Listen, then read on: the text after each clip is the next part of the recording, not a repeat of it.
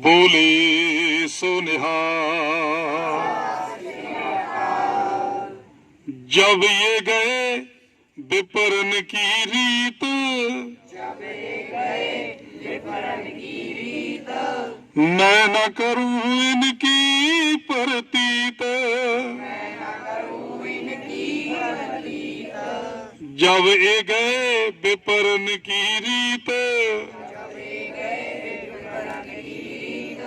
मैं न करूं इनकी प्रतीत।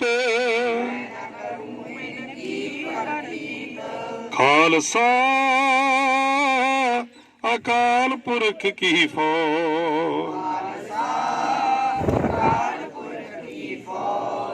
प्रगट्यो खालसा परमात्म की मौज।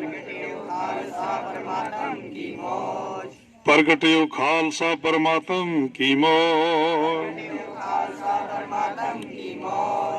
प्रगट्यो खालसा परमात्म की मौज। बोले सो निहाल। बोले सो निहाल। बोले सो निहाल। वाहिगुरु जी का खालसा, वाहिगुरु जी की फतेह। 6 ਪੋਹ ਨੂੰ श्री गुरु गोबिंद सिंह जी महाराज ने आनंदपुर साहब का किला छड्डिया सी ते 13 ਪੋਹ तक सारे परिवार दियां ते बाकी सारे ਸਿੰਘਾਂ ਦੀਆਂ ਜਿਹੜੀਆਂ ਉਹ ਸ਼ਹੀਦੀਆਂ ਹੋ ਗਈਆਂ ਸੀ। ਤਾਂ ਉਹ ਇਤਿਹਾਸ ਨੂੰ ਅੱਜ ਆਪਾਂ ਯਾਦ ਕਰਨਾ, ਤੁਸੀਂ ਸਾਰਿਆਂ ਨੇ ਸੁਣਨਾ। ਬੱਚੇ ਆਪਣੇ ਸਕੂਲ ਦੇ ਜਿਹੜੇ ਆ ਉਹ ਇਸ ਇਤਿਹਾਸ ਬਾਰੇ ਤੁਹਾਨੂੰ ਜਾਣਕਾਰੀ ਦੇਣਗੇ। ਤਾਂ ਜਾਣਕਾਰੀ ਲੈ ਕੇ ਜ਼ਿਆਦਾ ਜ਼ਰੂਰੀ ਹੈ ਕਿ ਅਸੀਂ ਮਤਲਬ ਫਿਰ ਅਮਲ ਦੇ ਵਿੱਚ ਵੀ ਉਹਨਾਂ ਨੂੰ ਲੈ ਕੇ ਆਉਣਾ, ਕਿ ਜਦੋਂ ਕਿਤੇ ਜ਼ਰੂਰਤ ਪੈਂਦੀ ਹੈ ਤਾਂ ਉਦੋਂ ਸਾਨੂੰ ਉਹਨਾਂ ਦੇ ਰਸਤੇ ਦੇ ਉੱਤੇ ਚੱਲ ਕੇ ਤੇ ਸਾਨੂੰ ਵੀ ਜਦੋਂ ਕੋਈ ਸ਼ੁਭ ਕੰਮ ਕਰਨ ਦਾ ਮੌਕਾ ਮਿਲਦਾ ਤੇ ਅਸੀਂ ਉਹ ਕੰਮ ਕਰਨਾ। ਤਾਂ ਸਭ ਤੋਂ ਪਹਿਲਾਂ ਆਪਾਂ ਨੂੰ ਸਾਰਿਆਂ ਨੂੰ ਇਤਿਹਾਸ ਦਾ ਪਤਾ ਕਿ ਦਸ਼ਮੇਸ਼ ਪਿਤਾ ਕਲਗੀਧਰ ਪਾਤਸ਼ਾਹ ਸ਼੍ਰੀ ਗੁਰੂ ਗੋਬਿੰਦ ਸਿੰਘ ਜੀ ਮਹਾਰਾਜ, ਉਹਨਾਂ ਨੇ ਆਪਣੀ ਜ਼ਿੰਦਗੀ ਦੇ ਵਿੱਚ 14 ਲੜਾਈਆਂ ਲੜੀਆਂ ਤੇ 14 ਹੀ ਲੜਾਈਆਂ ਜਿੱਤੀਆਂ, ਔਰ 14 ਲੜਾਈਆਂ ਦੇ ਵਿੱਚੋਂ ਕਦੇ ਵੀ ਕਿਸੇ ਤੇ ਹਮਲਾ ਨਹੀਂ ਕੀਤਾ। ਪਰ ਜੇ ਕਿਸੇ ਨੇ ਹਮਲਾ ਕੀਤਾ ਤੇ ਉਹਦਾ ਮੂੰਹ ਤੋੜਵਾ ਜਵਾਬ ਦਿੱਤਾ। ਉਹਨਾਂ ਵਰਗਾ ਯੋਧਾ, ਉਹਨਾਂ ਵਰਗਾ ਗਿਆਨੀ, ਉਹਨਾਂ ਵਰਗਾ ਸਮਾਜ ਸੁਧਾਰਕ ਦੁਨੀਆ ਦੇ ਵਿੱਚ ਕਿਤੇ ਹੋਰ ਮਿਸਾਲ ਨਹੀਂ ਮਿਲਦੀ। ਤਾਂ ਆਪਾਂ ਅੱਜ ਇਤਿਹਾਸ ਨੂੰ ਯਾਦ ਕਰਨਾ, ਆਪਣੇ ਸ਼ਹੀਦਾਂ ਨੂੰ ਯਾਦ ਕਰਨਾ ਤੇ ਉਸ ਤੋਂ ਇਲਾਵਾ ਆਪਣੀ ਜ਼ਿੰਦਗੀ ਦੇ ਵਿੱਚ ਉਹਨਾਂ ਦੀ ਜਿਹੜੀ ਵਿਚਾਰਧਾਰਾ ਉਹਨੂੰ ਵੀ ਅਪਣਾਉਣਾ ਆਪਾਂ ਜ਼ਰੂਰੀ। ਤੇ ਸਭ ਤੋਂ ਪਹਿਲਾਂ ਉਹ ਜਦੋਂ, ਕਿਉਂਕਿ ਕਿਸੇ ਨਾਲ ਖੁਦ ਨਹੀਂ ਲੜਦੇ ਸੀ ਜਾ ਕੇ ਤੇ ਕਿਸੇ ਦੀ ਈਦ ਵੀ ਨਹੀਂ ਮੰਨਦੇ ਸੀ, ਤਾਂ ਜਿਹੜੇ ਮੁਗਲ ਰਾਜੇ ਸੀ ਉਸ ਟਾਈਮ ਦੇ, ਔਰੰਗਜ਼ੇਬ ਉਹ ਤੇ ਪਹਾੜੀ ਰਾਜੇ ਸੀ ਜਿਹੜੇ 22 ਧਾਰ ਦੇ ਰਾਜੇ, ਉਹ ਉਹਨਾਂ ਦੇ ਨਾਲ ਬਸ ਇਸੇ ਗੱਲ ਤੋਂ ਈਰਖਾ ਕਰਦੇ ਸੀ ਤੇ ਉਹਨਾਂ ਨੂੰ ਦੀਨ ਕਬੂਲ ਕਰਨ ਵਾਸਤੇ ਜਾਂ ਨੀਵਾਂ ਦਿਖਾਉਣ ਵਾਸਤੇ ਕੋਸ਼ਿਸ਼ਾਂ ਕਰਦੇ ਰਹਿੰਦੇ ਸੀ। ਪਰ ਗੁਰੂ ਗੋਬਿੰਦ ਸਿੰਘ ਜੀ ਮਹਾਰਾਜ ਨੇ ਕਦੇ ਕਿਸੇ ਤੇ ਕੋਈ ਜ਼ੁਲਮ ਕੀਤਾ ਵੀ ਨਹੀਂ ਤੇ ਕਿਸੇ ਜ਼ੁਲਮ ਦਾ ਬਰਦਾਸ਼ਤ ਵੀ ਨਹੀਂ ਕੀਤਾ। ਉਹਨਾਂ ਦਾ ਅਸੂਲ ਵੀ ਇਹੀ ਸੀ ਕਿ ਜ਼ੁਲਮ ਕਰਨਾ ਪਾਪ ਹੈ, ਜ਼ੁਲਮ ਬਰਦਾਸ਼ਤ ਕਰਨਾ ਮਹਾ ਪਾਪ ਹੈ। ਤੇ ਉਹਨਾਂ ਨੇ ਆਪਦੀ ਹੱਥ ਲਿਖਤ ਦੇ ਵਿੱਚ ਇਹ ਚੀਜ਼ ਲਿਖੀ ਵੀ ਹੈ ਕਿ ਚੂੰਕਾਰ ਆਜ਼ ਆਮਾ ਹੀਲ ਤੇ ਦਰ ਗੁਜਸ਼ਤ, ਹਲਾਲ ਅਸਤ ਬੁਰਦਨ ਬਾ ਸ਼ਮਸ਼ੀਰ ਦਸਤ। ਕਿ ਜਦੋਂ ਗੱਲਬਾਤ ਦਾ ਤਰੀਕਾ ਜਾਂ ਸਾਰੇ ਹੀਲੇ ਵਸੀਲੇ ਨਾਕਾਮਯਾਬ ਹੋ ਜਾਣ ਤਾਂ ਤਲਵਾਰ ਚੱਕਣਾ ਜਾਇਜ਼ ਹੈ, ਜ਼ੁਲਮ ਕਰਨਾ ਪਾਪ ਹੈ, ਜ਼ੁਲਮ ਬਰਦਾਸ਼ਤ ਕਰਨਾ ਮਹਾ ਪਾਪ ਹੈ। ਤਾਂ ਪਹਾੜੀ ਰਾਜੇ, ਮੁਗਲ ਰਾਜੇ, ਉਹਨਾਂ ਨੂੰ ਇਹ ਚੀਜ਼ ਮਨਜ਼ੂਰ ਨਹੀਂ ਸੀ ਤੇ ਉਹਨਾਂ ਨੇ ਅਲੱਗ-ਅਲੱਗ ਟਾਈਮ ਤੇ ਉਹਨਾਂ ਦੇ ਨਾਲ ਲੜਾਈਆਂ ਕੀਤੀਆਂ। ਹਰ ਲੜਾਈ ਦੇ ਵਿੱਚ ਉਹਨਾਂ ਨੂੰ ਹਾਰ ਦੇਖਣੀ ਪਈ ਔਰ ਜਿੱਤਣ ਤੋਂ ਬਾਅਦ ਦੇ ਵਿੱਚ ਵੀ ਕਦੇ ਕਲਗੀਧਰ ਪਾਤਸ਼ਾਹ ਨੇ ਕਿਸੇ ਜ਼ਮੀਨ ਦੇ ਉੱਤੇ ਕਬਜ਼ਾ ਨਹੀਂ ਕੀਤਾ। ਉਹਨਾਂ ਦਾ ਧਰਮ ਦਾ ਯੁੱਧ ਸੀ, ਧਰਮ ਦੀ ਖਾਤਰ ਲੜਦੇ ਸੀ, ਕਿਸੇ ਇੱਕ ਜਾਤ ਕੌਮ ਧਰਮ ਵਾਸਤੇ ਉਹਨਾਂ ਦਾ ਯੁੱਧ ਨਹੀਂ ਸੀ। ਤਾਂ ਯੁੱਧ ਲੜਨਾ, ਸ਼ਹਾਦਤਾਂ ਦੇਣੀਆਂ, ਇਹ ਉਹਨਾਂ ਦਾ ਖਾਨਦਾਨੀ ਕੰਮ ਸੀ। ਪਹਿਲਾਂ ਉਹਨਾਂ ਦੇ ਪਿਤਾ ਜੀ, ਆਪਾਂ ਨੂੰ ਸਾਰਿਆਂ ਨੂੰ ਪਤਾ, 9ਵੇਂ ਪਾਤਸ਼ਾਹ ਸ੍ਰੀ ਗੁਰੂ ਤੇਗ ਬਹਾਦਰ ਸਾਹਿਬ ਜੀ ਚਾਂਦਨੀ ਚੌਕ ਦੇ ਵਿੱਚ ਉਹਨਾਂ ਨੇ ਸ਼ਹਾਦਤ ਦਿੱਤੀ ਸੀ। ਤੇ ਉਹਨਾਂ ਦੇ ਸੀਸ ਨੂੰ ਚੁੱਕ ਕੇ ਲਿਆਉਣ ਵਾਸਤੇ ਭਾਈ ਜੈਤਾ ਜੀ, ਉਹਨਾਂ ਨੇ ਆਪਣੇ ਪਿਤਾ ਸਦਾਨੰਦ ਜੀ ਦਾ ਸੀਸ ਕੱਟ ਕੇ ਉਹਨਾਂ ਦੀ ਜਗ੍ਹਾ ਤੇ ਰੱਖਿਆ ਸੀ ਤੇ ਗੁਰੂ ਜੀ ਦਾ ਸੀਸ ਚੱਕ ਕੇ ਉਹ ਲੈ ਕੇ ਆਏ ਸੀ। ਇਸ ਤੋਂ ਵੀ ਪਹਿਲਾਂ ਸ੍ਰੀ ਗੁਰੂ ਗੋਬਿੰਦ ਸਿੰਘ ਜੀ ਮਹਾਰਾਜ, ਜਿਹੜੇ ਉਹਨਾਂ ਦੇ ਦਾਦਾ ਜੀ ਸੀ, ਸ੍ਰੀ ਗੁਰੂ ਹਰਗੋਬਿੰਦ ਸਾਹਿਬ, ਉਹਨਾਂ ਨੇ ਵੀ ਆਪਦੀ ਜ਼ਿੰਦਗੀ ਦੇ ਵਿੱਚ ਮੀਰੀ ਤੇ ਪੀਰੀ 2 ਤਲਵਾਰਾਂ ਪਹਿਨੀਆਂ ਸੀ। ਉਹ ਕਹਿੰਦੇ ਸੀ ਕਿ ਜੇ ਕੋਈ ਭਗਤੀ ਦੇ ਤਰੀਕੇ ਨਾਲ ਆਉਂਦਾ ਤਾਂ ਭਗਤੀ ਨਾਲ, ਤੇ ਜੇ ਸ਼ਕਤੀ ਦੇ ਤਰੀਕੇ ਨਾਲ ਆਉਂਦਾ ਤੇ ਉਹਨੂੰ ਉਸੇ ਤਰੀਕੇ ਨਾਲ ਜਵਾਬ ਦਿੱਤਾ ਜਾਏਗਾ। ਖਾਲਸਾ ਫੌਜ ਉਹਨਾਂ ਨੇ ਤਿਆਰ ਕੀਤੀ ਸੀ। ਜੋ ਗੱਤਕਾ ਹੈ, ਸ਼ਾਸਤਰ ਵਿਦਿਆ, ਇਹ ਸ੍ਰੀ ਗੁਰੂ ਹਰਗੋਬਿੰਦ ਸਿੰਘ ਜੀ ਦੀ ਦੇਣ ਆ ਆਪਣੀ ਕੌਮ ਨੂੰ। ਉਹਨਾਂ ਨੇ ਵੀ ਜੰਗਾਂ ਲੜੀਆਂ। ਇਸ ਤੋਂ ਪਹਿਲਾਂ ਉਹਨਾਂ ਦੇ ਜਿਹੜੇ ਪਿਤਾ ਜੀ ਸੀ, ਸ੍ਰੀ ਗੁਰੂ ਅਰਜਨ ਦੇਵ ਜੀ, ਉਹਨਾਂ ਦਾ ਵੀ ਆਪਾਂ ਜਦੋਂ ਇਤਿਹਾਸ ਪੜ੍ਹਦੇ ਹਾਂ ਤੇ ਆਪਾਂ ਨੂੰ ਪਤਾ ਕਿ ਤੱਤੀ ਤਵੀ ਤੇ ਬਿਠਾ ਕੇ ਉਹਨਾਂ ਨੂੰ ਸ਼ਹੀਦ ਕੀਤਾ ਗਿਆ ਸੀ। ਤਾਂ ਇਹ ਖਾਨਦਾਨੀ ਸਿਲਸਿਲਾ ਚੱਲਦਾ ਜਾ ਰਿਹਾ। ਮੁਗਲਾਂ ਦੇ ਨਾਲ ਸਿੱਖ ਗੁਰੂਆਂ ਦੀ ਜਿਹੜੀ ਸ਼ਹਾਦਤ ਹੈ, ਇਹ ਵੀ ਇਸੇ ਤਰੀਕੇ ਨਾਲ ਚੱਲਦੀ ਆਉਂਦੀ ਹੈ। ਤਾਂ ਹੁਣ 7 ਮਹੀਨੇ ਹੋ ਗਏ ਸੀ, ਮੁਗਲ ਫੌਜ, ਪਹਾੜੀ ਰਾਜੇ ਸਾਰੇ ਅਨੰਦਪੁਰ ਸਾਹਿਬ ਦੇ ਕਿਲੇ ਨੂੰ ਘੇਰ ਕੇ ਬੈਠੇ ਰਹੇ ਤੇ ਕਿਲਿਆਂ ਦੇ ਅੰਦਰ ਜਿਹੜਾ ਰਾਸ਼ਨ ਪਾਣੀ ਸੀ ਉਹ ਸਾਰਾ ਖਤਮ ਹੋ ਗਿਆ। ਜ਼ਰੂਰਤ ਦਾ ਜਿਹੜਾ ਸਮਾਨ ਸੀ ਉਹ ਵੀ ਖਤਮ ਹੋ ਗਿਆ। ਜਿਹੜੇ ਸਿੰਘ ਉਹ ਬਿਮਾਰ ਰਹਿਣ ਲੱਗ ਗਏ ਤੇ ਸਾਰਿਆਂ ਨੇ ਜਾ ਕੇ ਗੁਰੂ ਸਾਹਿਬ ਦੇ ਅੱਗੇ ਬੇਨਤੀ ਕੀਤੀ ਕਿ ਆਪਾਂ ਕਿਲ੍ਹਾ ਛੱਡ ਦਈਏ ਤੇ ਇਸ ਤਰੀਕੇ ਦੇ ਨਾਲ, ਨਹੀਂ ਤਾਂ ਆਪਾਂ ਅੰਦਰ ਅੰਦਰ ਇਦਾਂ ਹੀ ਖਤਮ ਹੋ ਜਾਵਾਂਗੇ ਸਾਰੇ। ਤਾਂ ਸ੍ਰੀ ਗੁਰੂ ਗੋਬਿੰਦ ਸਿੰਘ ਜੀ ਮਹਾਰਾਜ ਨੇ ਕਿਹਾ ਵੀ ਦੇਹ ਸ਼ਿਵਾਵਰ ਮੋਏ ਇਹ ਸ਼ੁਭ ਕਰਮਨ ਤੇ ਕਬਹੂ ਨਾ ਡਰੂੰ, ਨਾ डरूं और सो जब जाए लरूं, निश्चय कर अपनी जीत करूं, और सिख हूं अपने ही मन को, ये लालच हो गुण तो चरूं, जब आपकी और निधान बने, अत ही रण में तब जूझ मरूं, अत ही रण में तब जूझ मरूं। उन्होंने कहा कि जे मौत ही होनी है तो फिर कैरां वाली मौत क्यों? लड़ाई के मैदान के लड़दे लड़दे शहीद होना चाहिए। पर फिर भी सारिਆਂ ਦੇ ਕਹਿਣ ਤੇ ਪਹਾੜੀ ਰਾਜਾ ਨੇ, ਮੁਗਲਾਂ ਨੇ ਝੂਠੀਆਂ ਕਸਮਾਂ, ਗਾਵਾਂ ਦੀਆਂ ਕਸਮਾਂ ਖਾਧੀਆਂ, ਕਰਾਨ ਦੀਆਂ ਕਸਮਾਂ ਖਾਧੀਆਂ ਕਿ ਤੁਸੀਂ ਜੇ ਕਿਲ੍ਹਾ ਛੱਡ ਦਿੰਦੇ ਹੋ ਤੁਹਾਨੂੰ ਕੁਝ ਨਹੀਂ ਕਿਹਾ ਜਾਊਗਾ, ਤੁਸੀਂ ਜਿੱਥੇ ਵੀ ਜਾ ਕੇ ਰਹਿਣਾ ਚਾਹੁੰਦੇ ਹੋ ਰਹਿ ਸਕਦੇ ਹੋ। ਤਾਂ ਉਹਨਾਂ ਦੇ ਸਾਰਿਆਂ ਦੇ ਕਹਿਣ ਤੇ, ਸਿੰਘਾਂ ਦੇ ਵੀ ਕਹਿਣ ਤੇ ਕਿ ਆਪਾਂ ਨੂੰ ਇਸ ਤਰੀਕੇ ਦਾ ਉਹਨਾਂ ਨੇ ਇੱਕ ਪ੍ਰਸਤਾਵ ਭੇਜਿਆ। ਉਹਨਾਂ ਦੇ ਕਹਿਣ ਦੇ ਉੱਤੇ ਕਿਲ੍ਹਾ ਛੱਡਤਾ, ਜਦੋਂ ਕਿ ਕਲਗੀਧਰ ਪਾਤਸ਼ਾਹ ਨੂੰ ਪਤਾ ਸੀ ਕਿ ਇਸ ਤਰ੍ਹਾਂ ਨਹੀਂ ਹੋਣਾ ਜਿਸ ਤਰ੍ਹਾਂ ਉਹ ਕਹਿ ਰਿਹਾ। ਤਾਂ ਉਹ 6 ਪੋਹ ਦੀ ਜਿਹੜੀ ਰਾਤ ਹੈ, ਉਹਦੇ ਵਿੱਚੋਂ ਕਿਲ੍ਹਾ ਜਦੋਂ ਛੱਡਣਾ ਸੀ, ਸਭ ਤੋਂ ਪਹਿਲਾਂ ਗੱਡਿਆਂ ਦੇ ਉੱਤੇ ਉਹਨਾਂ ਨੇ, ਔਰ ਜੁਝਾਰ ਸਿੰਘ ਨੂੰ ਜਦੋਂ ਭੇਜਿਆ ਲੜਾਈ ਦੇ ਮੈਦਾਨ ਦੇ ਵਿੱਚ, ਉਹਨੂੰ ਵੀ ਇਹੀ ਕਿਹਾ ਸੀ, ਤੇਰੀ ਸ਼ਹਾਦਤ, ਤੇਰੀ ਬਹਾਦਰੀ ਇਸ ਚੀਜ਼ ਤੇ ਨਿਰਭਰ ਕਰੇਗੀ ਤੇਰੇ ਸਰੀਰ ਦੇ ਉੱਪਰ ਕਿੰਨੇ ਫੱਟ ਲੱਗਦੇ ਆ। ਤਾਂ ਕਿਉਂਕਿ ਜੁਝਾਰ ਸਿੰਘ ਦੀ ਉਮਰ ਛੋਟੀ ਸੀ, ਪਰ ਜੁਝਾਰ ਸਿੰਘ ਬਹੁਤ ਜ਼ਿਆਦਾ ਫਰਤੀਲਾ ਸੀ। ਜੁਝਾਰ ਸਿੰਘ ਨੂੰ ਹੱਥ ਲਾਉਣਾ ਕਿਸੇ ਦੇ ਵੱਸ ਦਾ ਰੋਗ ਨਹੀਂ ਸੀ।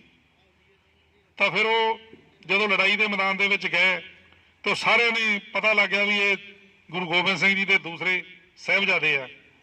ਔਰ ਇਹ ਵੀ ਪਤਾ ਲੱਗਦਾ ਸੀ ਉਹਨਾਂ ਸਾਰਿਆਂ ਨੂੰ ਕਿ ਅਗਰ ਇਹ ਹੁਣ ਸਾਹਿਬਜ਼ਾਦਿਆਂ ਨੂੰ ਭੇਜਣਾ ਸ਼ੁਰੂ ਕਰਤਾ ਤੇ ਇਸ ਤੋਂ ਅਗਲੀ ਵਾਰੀ ਗੁਰੂ ਗੋਬਿੰਦ ਸਿੰਘ ਦੀ ਹੈ ਕਿ ਬਾਕੀ ਸਿੰਘ ਜਿਹੜੇ ਉਹ ਖਤਮ ਹੋ ਰਹੇ ਆ। ਤਾਂ ਫਿਰ ਜੁਝਾਰ ਸਿੰਘ ਨੇ ਵੀ ਆਖਰੀ ਸਾਹ ਤੱਕ ਜਿਹੜੇ ਵੱਡੇ ਵੱਡੇ ਉਹਨਾਂ ਦੇ ਜਰਨੈਲ ਸੀ, ਉਹਨਾਂ ਨੂੰ ਵੀ ਮਤਲਬ ਜ਼ਮੀਨ ਦੇ ਵਿੱਚ ਸਮਾਉਣ ਵਾਸਤੇ ਮਜਬੂਰ ਕਰਤਾ। ਜਿਹੜੇ ਮੁਗਲ ਫੌਜ ਦੇ ਵੱਡੇ ਵੱਡੇ ਜਰਨੈਲ ਸੀ, ਜਿਹੜੇ ਚਾਹੁੰਦੇ ਸੀਗੇ ਕਿ ਔਰੰਗਜ਼ੇਬ ਸਾਨੂੰ ਇਨਾਮ ਦੇਵੇ ਕਿ ਅਸੀਂ ਸਾਹਿਬਜ਼ਾਦਿਆਂ ਨੂੰ ਸ਼ਹਾਦਤ ਦਿੱਤੀ ਹੈ, ਉਹ ਸਾਹਮਣੇ ਜਾਂਦੇ ਸੀ। ਪਰ ਉਹ ਜੁਝਾਰ ਸਿੰਘ ਦੇ ਵਿੱਚ ਇੰਨੀ ਫੁਰਤੀ ਸੀ ਕਿ ਉਹਨਾਂ ਨੇ ਜਿਹੜੇ ਵੱਡੇ ਵੱਡੇ ਜਰਨੈਲ ਸੀ, ਯੋਧੇ ਸੀ, ਉਹਨਾਂ ਨੂੰ ਵੀ ਜ਼ਮੀਨ ਦੇ ਵਿੱਚ ਧੱਸਣ ਵਾਸਤੇ ਮਜਬੂਰ ਕਰਤਾ ਸੀ।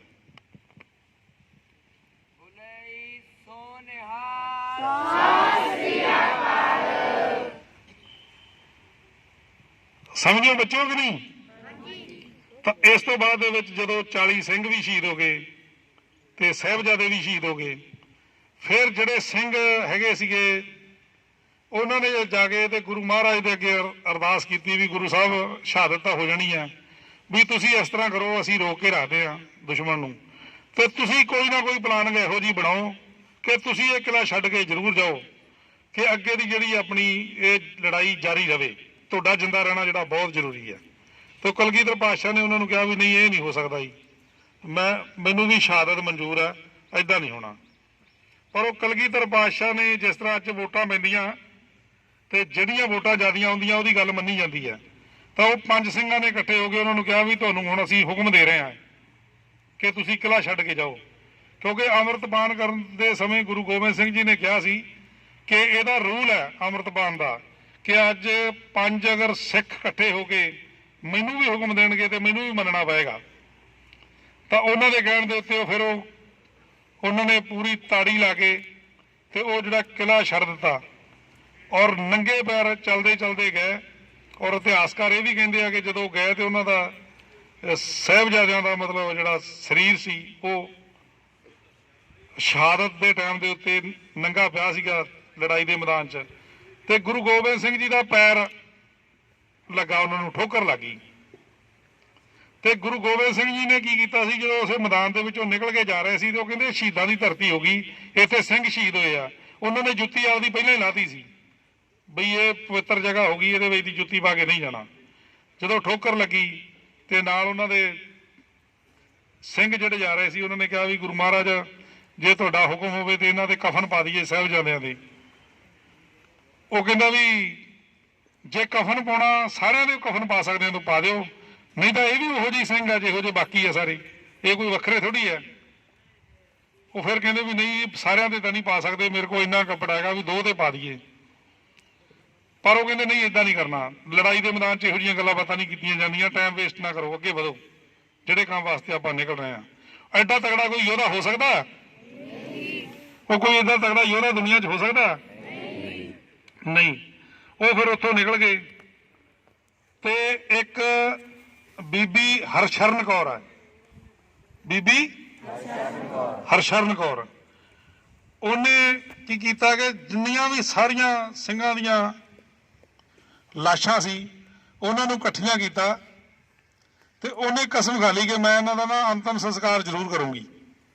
ਤੇ ਉਹਨੇ ਸਾਰੇ ਸਿੰਘਾਂ ਦੀਆਂ ਲੱਭ ਕੇ ਲਾਸ਼ਾਂ ਇਕੱਠੀਆਂ ਕਰਕੇ, ਤੇ ਜਦੋਂ ਬੰਦਾ ਮਰ ਜਾਂਦਾ ਉਹਦਾ ਫਿਰ ਅੰਤਮ ਸੋਹਲਾ ਪੜ੍ਹਿਆ ਜਾਂਦਾ ਤੇ ਉਹਨੇ ਸੰਸਕਾਰ ਕਰਨਾ ਸ਼ੁਰੂ ਕਰਤਾ ਤੇ ਨਾਲ ਹੀ ਉਹਨੇ ਆਪਣਾ ਵੀ ਅੰਤਮ ਸੋਹਲਾ ਪੜ੍ਹਨਾ ਸ਼ੁਰੂ ਕਰਤਾ ਵੀ ਮੈਂ ਵੀ ਹੁਣ ਜਿੰਦਾ ਤਾਂ ਰਹਿਣਾ ਨਹੀਂ, ਮੈਨੂੰ ਵੀ ਉਹ ਮਾਰਨਗੇ, ਹੈ ਨਾ।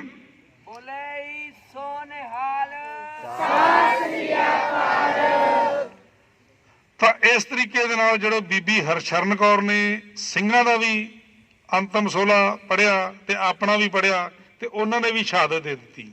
ਤੇ ਉਹ ਜਿਹੜੇ ਸਿੰਘ ਸੀ ਸਾਹਿਬਜ਼ਾਦਿਆਂ ਦੇ ਨਾਲ 40 ਸਿੰਘ ਤੇ ਨਾਲ ਬੀਬੀ ਹਰਸ਼ਰਨ ਕੌਰ, ਉਹਨਾਂ ਦੀ ਵੀ ਜਿਹੜੀ ਸ਼ਹਾਦਤ ਆ ਉਹ ਕਿੱਥੇ ਹੋਈ ਹੈ? ਚਮਕੌਰ ਦੀ ਕੱਚੀ ਗੜੀ ਦੇ ਵਿੱਚ। ਸਾਰਿਆਂ ਨੇ ਚਮਕੌਰ ਸਾਹਿਬ ਦੇਖਿਆ ਨਾ।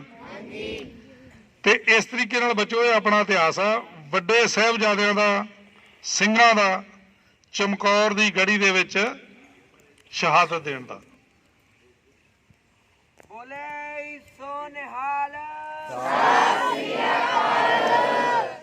ਇਸ ਕੜੀ ਨੂੰ ਹੁਣ ਆਪਾਂ ਅੱਗੇ ਚਲਾਵਾਂਗੇ, ਪਰ ਇਸ ਤੋਂ ਪਹਿਲਾਂ ਮੈਂ ਬੱਚੇ ਜਿਹੜੇ ਆਪਣੇ ਸੁਣ ਰਹੇ ਆ ਇਹਨਾਂ ਤੋਂ ਗੁਜ਼ਾਰਿਸ਼ ਕਰੂੰਗਾ ਕਿ ਇਹਨਾਂ ਨੂੰ ਇਸ ਇਤਿਹਾਸ ਦਾ ਕਿੰਨਾ ਕੁ ਪਤਾ ਲੱਗਾ ਉਹਦੇ ਬਾਰੇ ਦੱਸਣਗੇ। ਠੀਕ ਹੈ ਜੀ।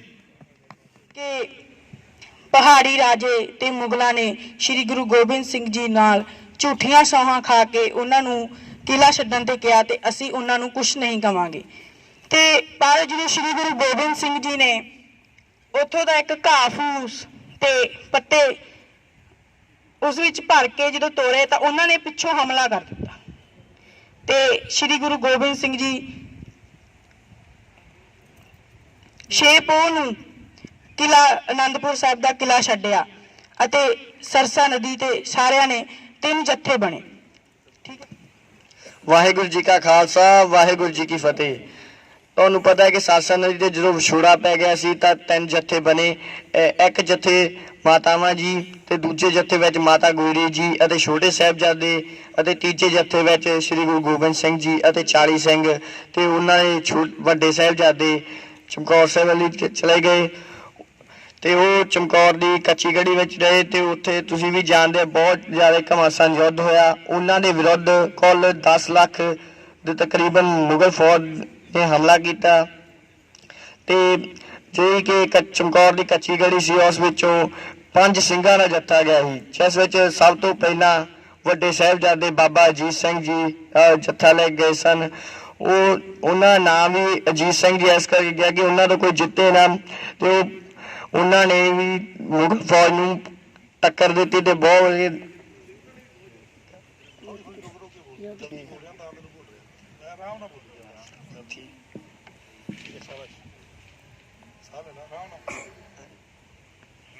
ਉਹਨਾਂ ਨੇ ਜਿਹੜੇ ਕਿ ਉਹਨਾਂ ਦੇ ਵੱਡੇ ਵੱਡੇ ਜਰਨੈਲ ਸੀਗੇ ਮੁਗਲ ਫੌਜ ਦੇ ਉਹਨਾਂ ਨੂੰ ਵੀ ਹਿਲਾ ਕੇ ਰੱਖ ਦਿੱਤਾ ਤੇ ਗੁਰੂ ਜੀ ਨੇ ਕਿਹਾ ਸੀ ਤੇ ਤੇਰੀ ਸ਼ਮਸ਼ਾਨ ਉਨੀ ਹੋਊਗੀ ਕਿ ਜਿੰਨੇ ਤੇਰੇ ਸਿਰ ਉੱਤੇ ਕੱਟ ਲੱਗਣਗੇ ਜਾਂ ਉਵੇਂ ਤੀਰ ਵੱਜਣਗੇ।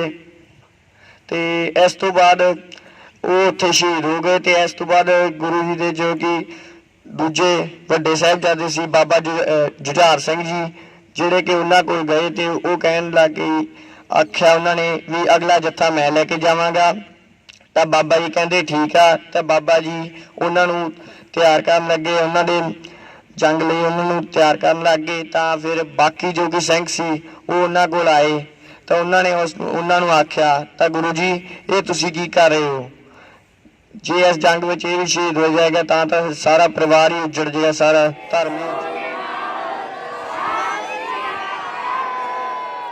ਠੀਕ ਹੈ, ਹੁਣ ਵੱਡੇ ਸਾਹਿਬਜ਼ਾਦੇ ਤੇ ਚਮਕੌਰ ਦੀ ਜੰਗ ਤੁਸੀਂ ਸੁਣ ਲਈ ਸਾਰਿਆਂ ਨੇ, ਹਨਾ। ਹੁਣ ਤਨਜੀਤ ਮੈਡਮ ਤੁਹਾਨੂੰ ਛੋਟੇ ਸਾਹਿਬਜ਼ਾਦਿਆਂ ਦੀ ਸ਼ਹਾਦਤ ਕਿਸ ਤਰ੍ਹਾਂ ਹੋਈ ਉਹਦੇ ਬਾਰੇ ਦੱਸਣਗੇ। ਸ਼੍ਰੀ ਵਾਹਿਗੁਰੂ ਜੀ ਕੀ ਫਤਿਹ। ਜਦੋਂ ਸਰਸਾ ਨਦੀ ਦੇ ਉੱਤੇ ਪਰਿਵਾਰ ਦਾ ਵਿਛੋੜਾ ਪਿਆ ਤਾਂ ਉਦੋਂ ਦੋਨੇ ਛੋਟੇ ਸਾਹਿਬਜ਼ਾਦਾ ਜੁਝਾਰ ਸਿੰਘ ਜੀ ਅਤੇ ਸਾਹਿਬਜ਼ਾਦਾ ਫਤਿਹ ਸਿੰਘ ਜੀ ਆਪਣੇ ਦਾਦੀ ਮਾਂ ਦੇ ਨਾਲ ਮਾਤਾ ਗੁਜਰੀ ਜੀ ਦੇ ਨਾਲ ਸਰਸਾ ਨਦੀ ਦੇ ਕੰਢੇ ਤੁਰਦੇ ਤੁਰਦੇ ਕੁੰਮਾ ਮਸ਼ਕੀ ਜੀ ਦੀ ਝੌਂਪੜੀ ਵਿੱਚ ਪਹੁੰਚੇ, ਜਿੱਥੇ ਪਿੰਡ ਦੀ ਇੱਕ ਵਿਧਵਾ ਔਰਤ ਲక్ష్ਮੀ ਬ੍ਰਾਹਮਣੀ ਨੇ ਉਹਨਾਂ ਦੇ ਪ੍ਰਸ਼ਾਦੇ ਪਾਣੀ ਦਾ ਪ੍ਰਬੰਧ ਕੀਤਾ ਤੇ ਬੜੇ ਪਿਆਰ ਤੇ ਸਤਿਕਾਰ ਦੇ ਨਾਲ ਉਹਨਾਂ ਨੂੰ ਪ੍ਰਸ਼ਾਦਾ ਛਕਾਇਆ। ਉਹਨਾਂ ਨੇ ਪਹਿਲੀ ਰਾਤ ਪਰਿਵਾਰ ਵਿਛੋੜੇ ਤੋਂ ਬਾਅਦ ਮਾਤਾ ਗੁਜਰੀ ਤੇ ਦੋਨੇ ਛੋਟੇ ਸਾਹਿਬਜ਼ਾਦਿਆਂ ਨੇ ਕੁੰਮਾ ਮਸ਼ਕੀ ਜੀ ਦੀ ਝੌਂਪੜੀ ਵਿੱਚ ਗੁਜ਼ਾਰੀ। ਇੱਥੇ ਹੀ ਉਹਨਾਂ ਦੀ ਮੁਲਾਕਾਤ ਗੰਗੂ ਬ੍ਰਾਹਮਣ, ਜਿਹਨੂੰ ਪਾਪੀ ਗੰਗੂ ਕਿਹਾ ਜਾਂਦਾ, ਉਹਦੇ ਨਾਲ ਹੋਈ। ਉਹ ਗੁਰੂ ਘਰ ਦਾ ਰਸੋਈਆ ਸੀ, ਇਸ ਕਰਕੇ ਮਾਤਾ ਜੀ ਉਹਨਾਂ ਤੇ ਵਿਸ਼ਵਾਸ ਕਰਕੇ ਆਪਣੇ ਛੋਟੇ ਪੁੱਤਰਿਆਂ ਦੇ ਨਾਲ ਉਹਨਾਂ ਦੇ ਪਿੰਡ ਸਹੇੜੀ ਵੱਲ ਨੂੰ ਚੱਲ ਪਏ। ਉਹਨਾਂ ਦੇ ਘਰ ਉਹਨਾਂ ਦੀ ਧਰਮ ਪਤਨੀ ਨੇ ਉਹਨਾਂ ਦੇ ਲਈ ਪ੍ਰਸ਼ਾਦੇ ਪਾਣੀ ਦਾ ਪ੍ਰਬੰਧ ਕੀਤਾ। ਬਹੁਤ ਪਿਆਰ ਤੇ ਸਤਿਕਾਰ ਨਾਲ ਉਹਨਾਂ ਨੂੰ ਲੰਗਰ ਛਕਾਇਆ ਗਿਆ। ਮਾਤਾ ਜੀ ਨੇ ਖੁਸ਼ ਹੋ ਕੇ ਉਹਨਾਂ ਦੀ ਸੇਵਾ ਤੋਂ ਆਪਣੀ ਪੋਟਲੀ ਦੇ ਵਿੱਚੋਂ ਕੁਝ ਮੋਹਰਾਂ ਕੱਢ ਕੇ ਉਹਨਾਂ ਦੀ ਸੇਵਾ ਦੇ ਤੌਰ ਤੇ ਉਹਨਾਂ ਨੂੰ ਭੇਂਟ ਕੀਤੀਆਂ।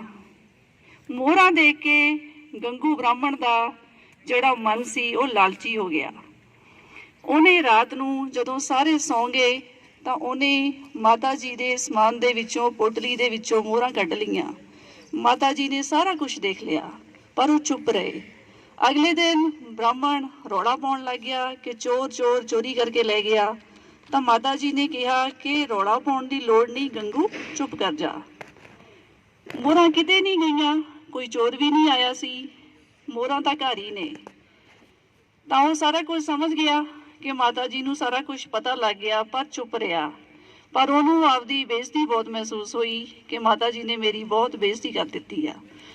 ਇਸ ਕਰਕੇ ਉਹਨੇ ਮੋਰਿੰਡਾ ਦੇ ਕੋਤਵਾਲੀ ਦੇ ਵਿੱਚ ਮਾਤਾ ਗੁਜਰੀ ਅਤੇ ਛੋਟੇ ਸਾਹਿਬਜ਼ਾਦਿਆਂ ਦੀ ਸੂਹ ਥਾਣੇ ਵਿੱਚ ਦੇ ਦਿੱਤੀ ਤੇ ਉਹਨਾਂ ਨੂੰ ਫਿਰ ਸਰਹੰਦ ਦੇ ਨਵਾਬ ਦੇ ਵੱਲੋਂ ਕੈਦ ਕਰਕੇ ਠੰਡੇ ਬੁਰਜ ਵਿੱਚ ਭੇਜ ਦਿੱਤਾ ਗਿਆ ਤੇ ਇਹ ਵੀ ਐਲਾਨ ਕਰ ਦਿੱਤਾ ਗਿਆ ਕਿ ਕੋਈ ਵੀ ਉਹਨਾਂ ਨੂੰ ਪ੍ਰਸ਼ਾਦਾ ਪਾਣੀ ਜਾਂ ਕਿਸੇ ਵੀ ਤਰ੍ਹਾਂ ਦਾ ਕੋਈ ਕੱਪੜਾ ਨਹੀਂ ਦੇਵੇਗਾ। ਤਾਂ ਹੁਣ ਪੋਹ ਦੇ ਮਹੀਨੇ ਦੇ ਵਿੱਚ ਇੰਨੀ ਕੜਕਦੀ ਠੰਡ ਦੇ ਵਿੱਚ ਅਸੀਂ ਸੋਚ ਸਕਦੇ ਹਾਂ ਕਿ ਕਿਸ ਤਰ੍ਹਾਂ ਛੋਟੇ ਸਾਹਿਬਜ਼ਾਦੇ ਤੇ ਦਾਦੀ ਮਾਂ ਉੱਥੇ ਰਹੇ ਹੋਣਗੇ। ਤਾਂ ਭਾਈ ਮੋਤੀ ਮਹਿਰਾ ਜੀ ਜਿਹੜੇ ਕਿ ਗੁਰੂ ਘਰ ਦੇ ਬਹੁਤ ਤਕੜੇ ਸ਼ਰਧਾਲੂ ਸੀ, ਉਹਨਾਂ ਨੇ ਕੋਸ਼ਿਸ਼ ਕਰਕੇ ਉਹਨਾਂ ਤੱਕ ਦੁੱਧ ਦੀ ਸੇਵਾ ਪਹੁੰਚਾਈ। ਗਰਮ ਦੁੱਧ ਦੀ ਸੇਵਾ ਉਹਨਾਂ ਦੀ ਕਰਕੇ ਉਹਨੇ ਆਪਣੇ ਧੰਨ ਭਾਗ ਸਮਝੇ ਤੇ ਇਸ ਕਰਕੇ ਜਦੋਂ ਪਤਾ ਲੱਗਿਆ ਸੂਬਾ ਸਰਹੰਦ ਨੂੰ ਕਿ ਮੋਤੀ ਮਹਿਰਾ ਜੀ ਨੇ ਉਹਨਾਂ ਦੀ ਸੇਵਾ ਕੀਤੀ ਆ, ਤਾਂ ਉਹਦਾ ਸਾਰਾ ਪਰਿਵਾਰ ਕੋਲੂ ਦੇ ਵਿੱਚ ਪੀੜ ਦਿੱਤਾ ਗਿਆ। ਇੱਕ ਬਹੁਤ ਛੋਟਾ ਜਿਹਾ ਬੱਚਾ ਵੀ ਸੀ ਉਹਨਾਂ ਦਾ, ਉਹਨੂੰ ਵੀ ਉਹਨਾਂ ਨੇ ਕੋਲੂ ਦੇ ਵਿੱਚ ਪੀੜ ਦਿੱਤਾ।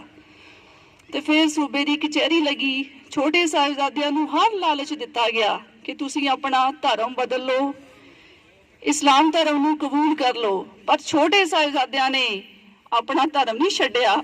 ਉਹਨਾਂ ਨੂੰ ਜੋ ਉਹਨਾਂ ਦੇ ਗੁਰੂ ਸਾਹਿਬਾਨ ਨੇ ਸਿੱਖਿਆ ਦਿੱਤੀ ਸੀ, ਇੰਨੀ ਛੋਟੀ ਉਮਰ ਹੁੰਦੇ ਹੋਏ ਦੇ ਬਾਵਜੂਦ ਵੀ ਉਹਨਾਂ ਨੇ ਆਪਣਾ ਟੇਕ ਉਹਦੇ ਅੱਗੇ ਨਹੀਂ ਕੀਤੀ। ਉਹ ਬਿਲਕੁਲ ਨਹੀਂ ਹਾਰੇ। ਸੂਬੇ ਦੀ ਕਚਹਿਰੀ ਦੇ ਵਿੱਚ ਉਹਨਾਂ ਨੇ ਗੱਜ ਵੱਜ ਕੇ ਫਤਿਹ ਬੁਲਾਈ ਤੇ ਉੱਥੋਂ ਉਹ ਕਹਿੰਦੇ ਸਾਨੂੰ ਮਰਨਾ ਮਨਜ਼ੂਰ ਆ ਪਰ ਝੁਕਣਾ ਮਨਜ਼ੂਰ ਨਹੀਂ ਹੈ। ਤਾਂ ਫਿਰ ਇਹ ਫੈਸਲਾ ਲਿਆ ਗਿਆ ਕਿ ਇਹਨਾਂ ਨੂੰ ਨੀਹਾਂ ਦੇ ਵਿੱਚ ਚਿਣਵਾ ਦਿੱਤਾ ਜਾਵੇ। ਮਲੇਰਕੋਟਲੇ ਦੇ ਨਵਾਬ ਨੇ ਹਾਂ ਦਾ ਨਾਰਾ ਮਾਰਿਆ ਕਿ ਇੰਨੇ ਛੋਟੇ ਸਾਹਿਬਜ਼ਾਦਿਆਂ ਨੂੰ, ਇੰਨੇ ਛੋਟੇ ਬੱਚਿਆਂ ਨੂੰ ਇੰਨੀ ਜ਼ਿਆਦਾ ਸਜ਼ਾ ਦੇਣੀ ਇਹ ਇਸਲਾਮ ਦੇ ਮੁਤਾਬਕ ਸਹੀ ਨਹੀਂ ਹੈ। ਪਰ ਨਹੀਂ, ਜਿਹੜਾ ਸਰਹੰਦ ਦਾ ਨਵਾਬ ਸੀ ਉਹਨੇ ਉਹਨਾਂ ਦੀ ਕੋਈ ਗੱਲ ਨਹੀਂ ਸੁਣੀ। ਉਹਨਾਂ ਨੇ ਫੈਸਲਾ ਕਰ ਲਿਆ ਕਿ ਨਹੀਂ, ਇਹਨਾਂ ਨੂੰ ਨੀਹਾਂ ਵਿੱਚ ਚਿਣਵਾ ਦਿੱਤਾ ਜਾਵੇਗਾ। ਤੇ ਫਿਰ ਉਹਨਾਂ ਨੂੰ ਉਹੀ ਹੋਇਆ, ਨੀਹਾਂ 'ਚ ਚਿਣਵਾ ਦਿੱਤਾ ਗਿਆ। ਤੇ ਜਦੋਂ ਉਹਨਾਂ ਦੀ ਸ਼ਹਾਦਤ ਹੋ ਗਈ, ਉਸ ਤੋਂ ਬਾਅਦ ਇਹ ਫੈਸਲਾ ਕੀਤਾ ਗਿਆ ਕਿ ਇਹਨਾਂ ਦਾ ਸੰਸਕਾਰ ਨਹੀਂ ਕੀਤਾ ਜਾਵੇਗਾ।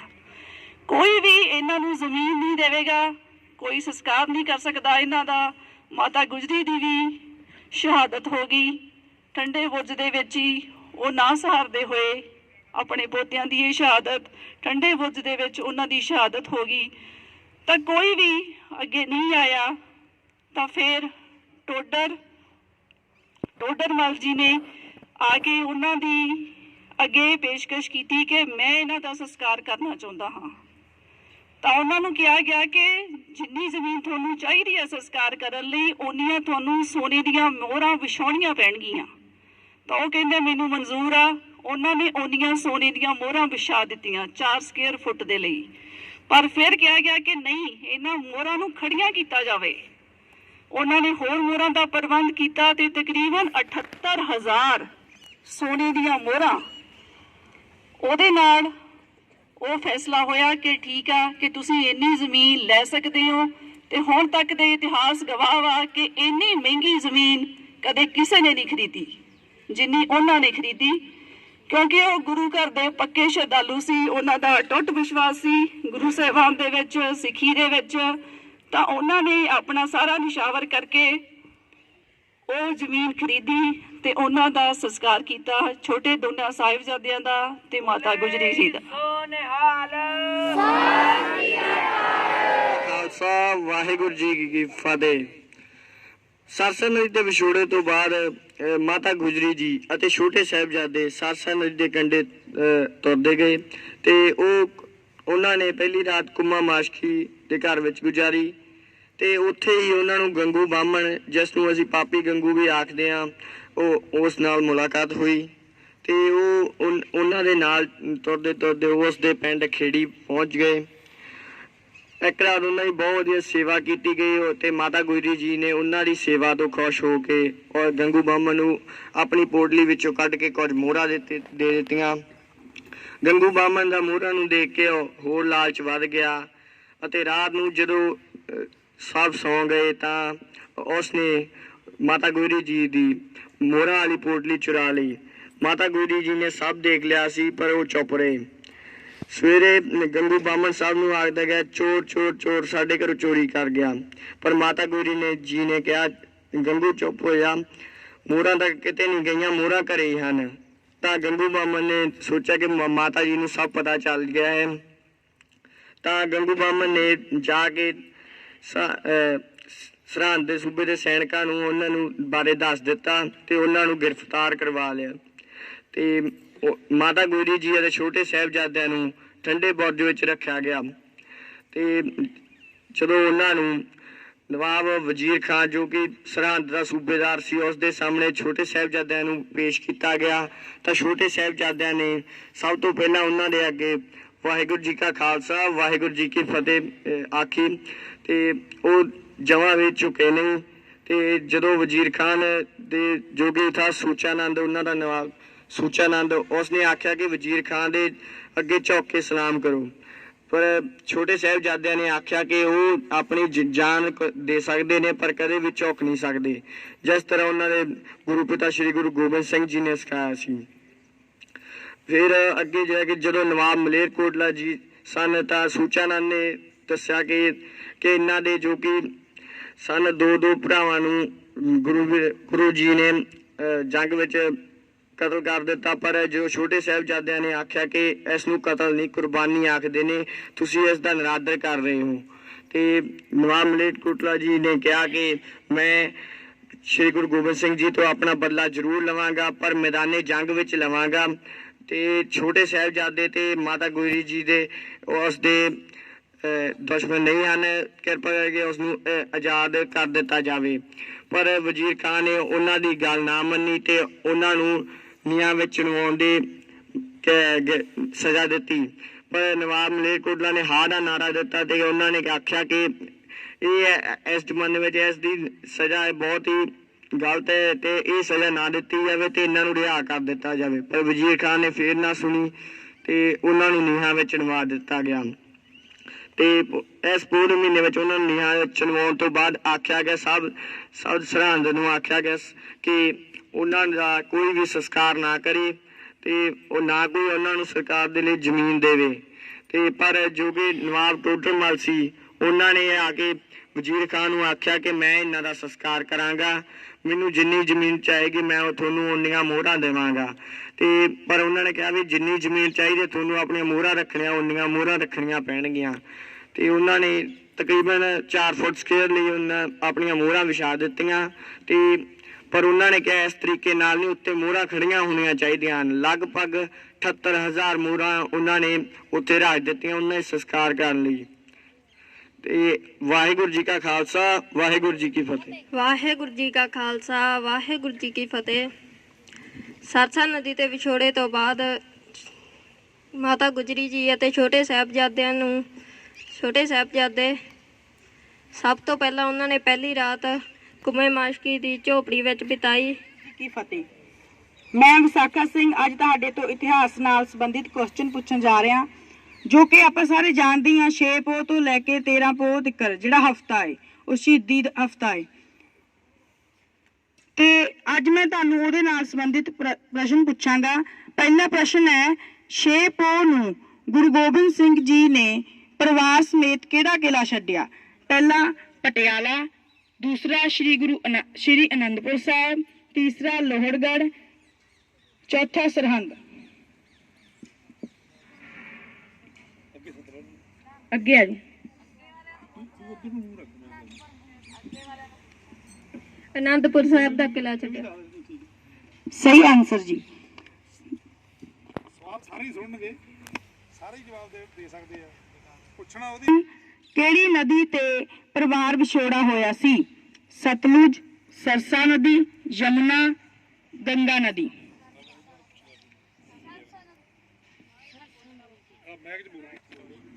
ਸਰਸਾ ਨਦੀ ਤੇ। ਸਹੀ ਆਨਸਰ। ਤੀਸਰਾ ਪ੍ਰਸ਼ਨ 7 ਪੋਹ ਦੀ ਰਾਤ ਨੂੰ ਮਾਤਾ ਗੁਜਰੀ ਜੀ ਅਤੇ ਛੋਟੇ ਸਾਹਿਬਜ਼ਾਦੇ ਕਿਸ ਦੀ ਝੌਂਪੜੀ ਵਿੱਚ ਰਹੇ? ਗੰਗੂ ਬ੍ਰਾਹਮਣ, ਕੁਮਾ ਮਾਸ਼ਕੀ, ਮੋਤੀ ਲਾਲ ਨਹਿਰੂ, ਨੰਦ ਲਾਲ।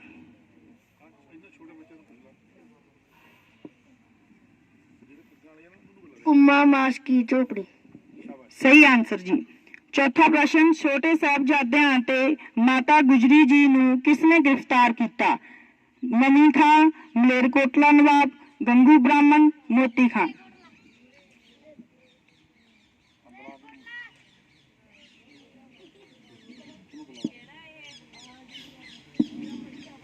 ਮਲੇਰਕੋਟਲਾ। ਨਹੀਂ ਜੀ। ਗੰਗੂ ਬ੍ਰਾਹਮਣ। ਸਹੀ ਆਨਸਰ ਜੀ, ਗੰਗੂ ਬ੍ਰਾਹਮਣ। ਗੁਰੂ ਗੋਬਿੰਦ ਸਿੰਘ ਜੀ ਦੇ ਕਿੰਨੇ ਸਾਹਿਬਜ਼ਾਦੇ ਸਨ?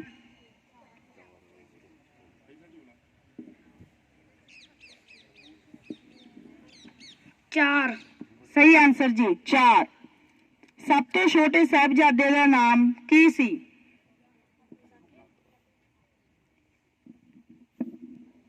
ਬਾਬਾ ਫਤਿਹ ਸਿੰਘ ਜੀ।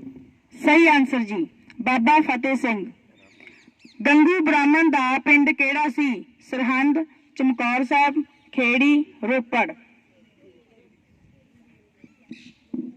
ਖੇੜੀ। ਸਹੀ ਆਨਸਰ ਜੀ, ਖੇੜੀ। ਰਾਤ ਨੂੰ ਗੰਗੂ ਨੇ ਕੀ ਚੋਰੀ ਕਰ ਲਿਆ ਸੀ? ਮੋਹਰਾਂ, ਪੈਸੇ, ਸਿੱਕੇ, ਖਜ਼ਾਨਾ। ਆ ਕੇ ਦੱਸ। ਮੋਹਰਾ।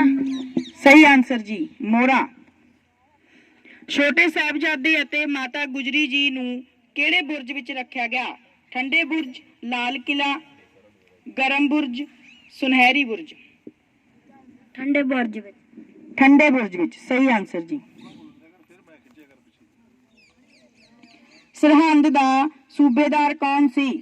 ਨਵਾਬ ਉੱਲਾ ਖਾਨ, ਨਵਾਬ ਸ਼ੇਖ, ਨਵਾਬ ਵਜ਼ੀਰ ਖਾਨ, ਨਵਾਬ ਸੁਲਤਾਨ। ਨਵਾਬ ਵਜ਼ੀਰ ਖਾਨ। ਸਹੀ ਆਨਸਰ ਜੀ, ਨਵਾਬ ਵਜ਼ੀਰ ਖਾਨ। ਬਾਬਾ ਫਤਿਹ ਸਿੰਘ ਜੀ ਦੀ ਸ਼ਹੀਦੀ ਸਮੇਂ ਉਮਰ ਕਿੰਨੀ ਸੀ? 6 ਸਾਲ, 10 ਸਾਲ, 12 ਸਾਲ, 8 ਸਾਲ।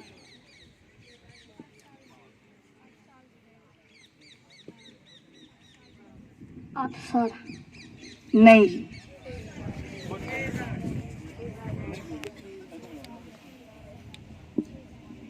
ਛੇ ਸਾਲ। ਸਹੀ ਜੀ, 6 ਸਾਲ। ਬਾਬਾ ਜੋਰਾਵਰ ਸਿੰਘ ਜੀ ਕਿੰਨੀ ਉਮਰ ਵਿੱਚ ਸ਼ਹੀਦ ਹੋਏ?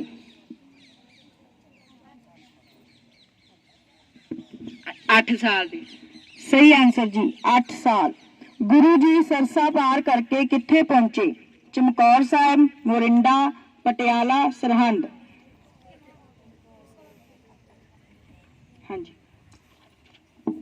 ਸਰਹੰਦ ਦੀ ਕੱਚੀ ਗੜੀ ਵਿੱਚ। ਨਹੀਂ।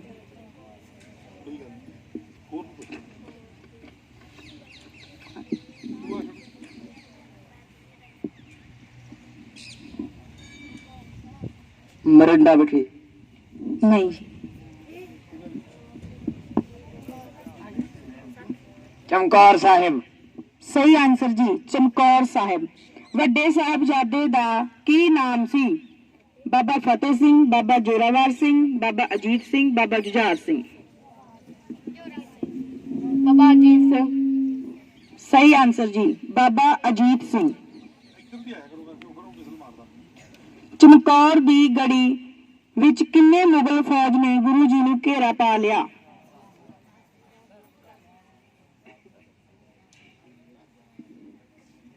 10 ਲੱਖ। ਸਹੀ ਆਨਸਰ ਜੀ, 10 ਲੱਖ। ਚਮਕੌਰ ਦੀ ਗੜੀ ਵਿੱਚ ਕਿਹੜੇ ਸਾਹਿਬਜ਼ਾਦੇ ਸ਼ਹੀਦ ਹੋਏ? ਕੋਈ ਨਹੀਂ। ਛੋਟੇ ਸਾਹਿਬਜ਼ਾਦੇ, ਵੱਡੇ ਸਾਹਿਬਜ਼ਾਦੇ, ਸਾਰੇ ਸਾਹਿਬਜ਼ਾਦੇ।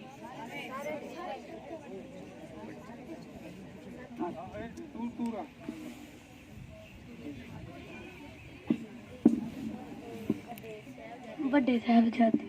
ਸਹੀ ਆਨਸਰ ਜੀ, ਵੱਡੇ ਸਾਹਿਬਜ਼ਾਦੇ। ਹਾਂ ਦਾ ਨਾਰਾ ਕਿਸਨੇ ਲਗਾਇਆ? ਨਵਾਬ ਸਰਹੰਦ, ਨਵਾਬ ਮੋਰਿੰਡਾ, ਨਵਾਬ ਵਜ਼ੀਰ ਖਾਨ, ਨਵਾਬ ਮਰੇਲਕੋਟਲਾ ਸਾਹਿਬ। ਨਵਾਬ ਮਰੇਲਕੋਟਲਾ। ਸਹੀ ਆਨਸਰ ਜੀ, ਨਵਾਬ ਮਰੇਲਕੋਟਲਾ ਸਾਹਿਬ। ਗੁਰੂ ਜੀ ਦੇ ਬੱਚਿਆਂ ਵਾਸਤੇ ਸੱਪ ਦੇ ਬੱਚੇ ਸ਼ਬਦ ਕਿਸਨੇ ਵਰਤਿਆ? ਦੀਵਾਨ ਸੁੱਚਾਨੰਦ, ਗੰਗੂ ਬ੍ਰਾਹਮਣ, ਵਜ਼ੀਰ ਖਾਨ।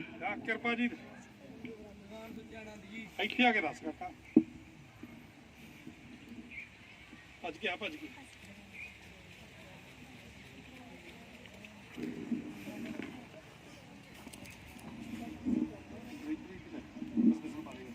ਦੀਵਾਨ ਸੁੱਚਾਨੰਦ।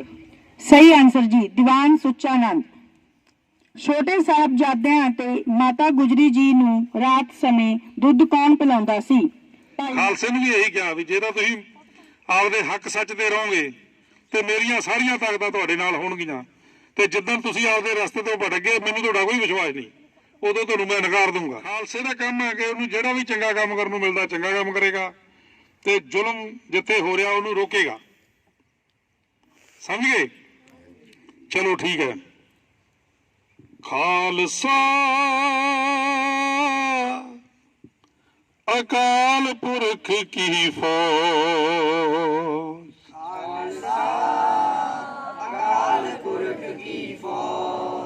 ਖਾਲਸਾ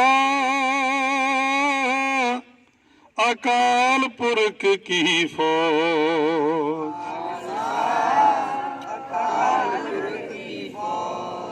ਪ੍ਰਗਟਿਓ ਖਾਲਸਾ ਪਰਮਾਤਮ ਕੀ ਮੌਜ, ਪ੍ਰਗਟਿਓ ਖਾਲਸਾ ਪਰਮਾਤਮ ਕੀ ਮੌਜ। ਬੋਲੇ ਸੋ ਨਿਹਾਲ,